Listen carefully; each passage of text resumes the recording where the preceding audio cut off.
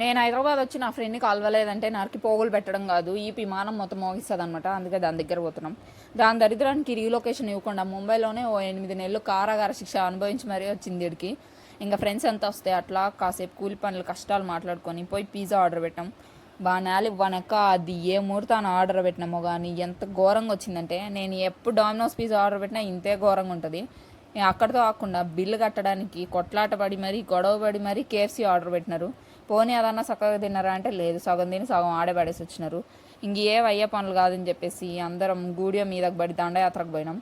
ఇంకా ఆడ మిర్రర్లో కాసేపు సోకులు పడేసి ఎక్కువసేపు ఈడే ఉంటే వాళ్ళే తన్ని ధర్మేస్తారని చెప్పి మేమే బయటకు వచ్చేసినాం. పత్తి పూసల్లా కనిపించే శుద్ధ పూసలు గైస్ మా ఫ్రెండ్స్ అంతా. ఇంకా బయటకు వచ్చి కాసేపు అట్లా టీ తాగేసి మనం ఇప్పుడు బెంగళూరు స్టార్ట్ అవ్వాలన్నమాట. సో అందరికీ టాటా సీ యూ చెప్పేసి వచ్చేసినాం. నా బస్సు వాడు వచ్చేసినామని చెప్పి అరగంట ముందు ఫోన్ చేసినాడు. వచ్చేసినాడేమో అని ఆత్రంగా పోతే ఆడ ఇంకా వచ్చి సావలేదు. మళ్ళీ ఓ అర్ధగంట వెయిట్ చేస్తే అప్పుడు వచ్చినాడు అనమాట.